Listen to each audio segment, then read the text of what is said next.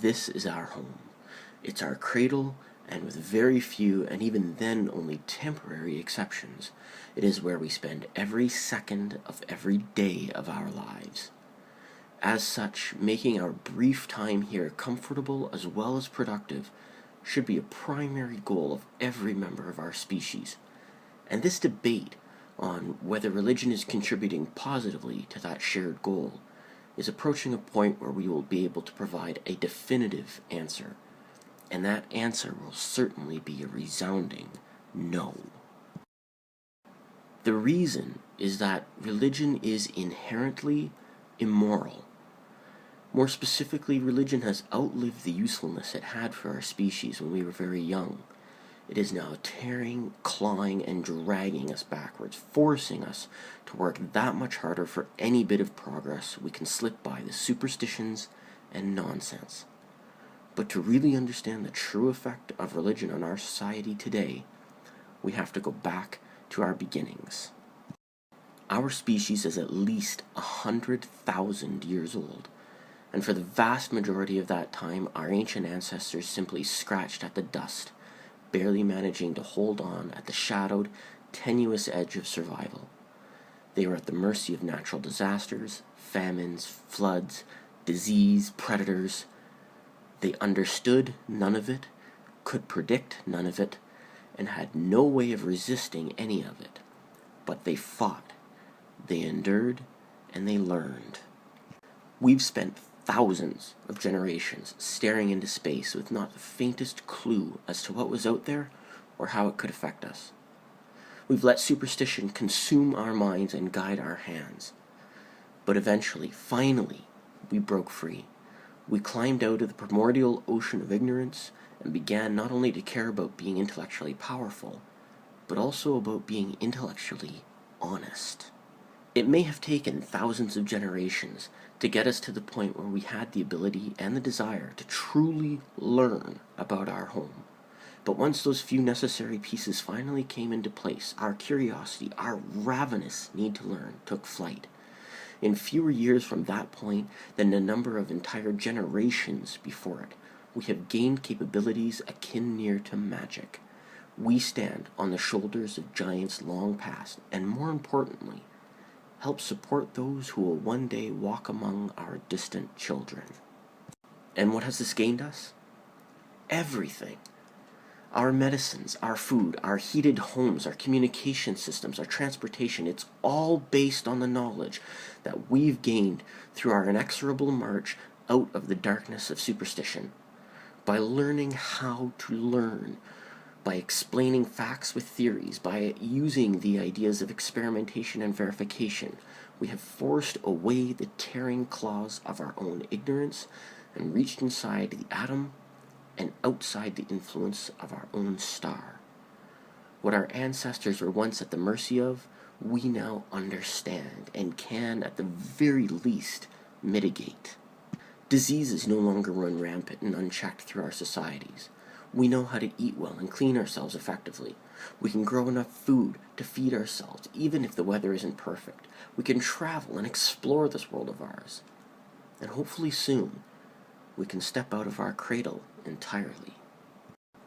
And while we can, and do, sometimes misuse our knowledge, there can be no intelligent argument given that denies that we are much better off having gone through this journey of understanding. Our baser drives and darker natures may lead to acts unworthy of the giants and the strides that they have taken on our behalf. But history will remember these small people and their petty acts, if at all, is an insignificant and fading, though violent, holdover of a past we are quickly shedding. And religion? Religion stands in our way. It is a self-imposed intellectual mire, hampering progress by insisting on easy answers and conceited viewpoints.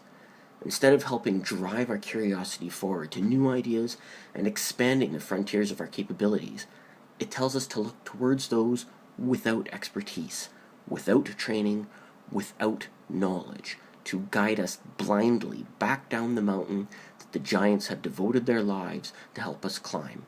Instead of contributing to our ascent and the significant benefits to our species that are yet to be gained, religion gives us only paths to cliffs. They provide a view of the universe that cannot lead to greater understanding and demand belief, while offering only empty promises of protection from ghosts. This will not help us. This will not give us the ability to cure disease or generate clean power. This will not feed people or help keep winter's chill at bay. All this does is blind us. It gives us an easy answer that by definition cannot be examined nor applied to the benefit of our species, and it threatens torture and death, though not necessarily in that order, to anyone who would question whether the answer it gives is correct. By such interference does religion needlessly slow our capability to learn, thus reducing both the discovery and application of the benefits of knowledge. And what benefit does religion supply in order to outweigh this great cost?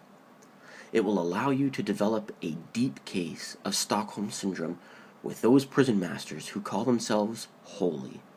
It will allow you to permit religion to take over your sense of morality, and it will demand that you place blind faith above all other virtues, because after all, heaven is forever.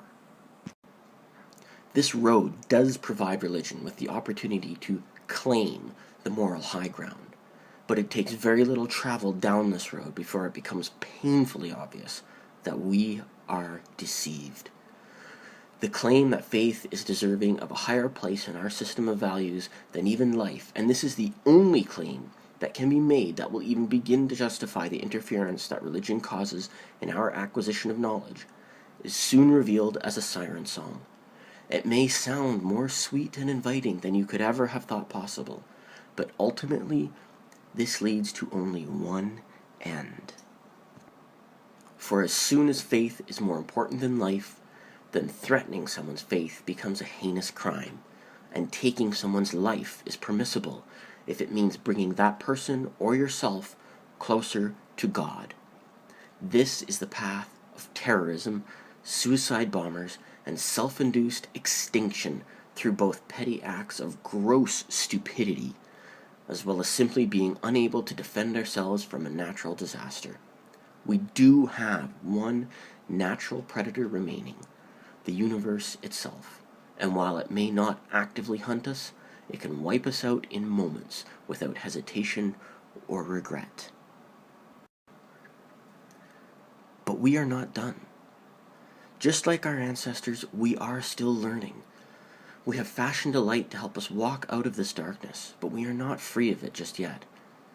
The claws and wounds of religion are a burden of our own making, and this is a burden we must learn to shed lest it ruin us. This is the conversation our species is having, and the decision we must as a whole make. To those who would refuse to release the fear of the past, who insist on crawling back down the mountain, will come but one end: extinction.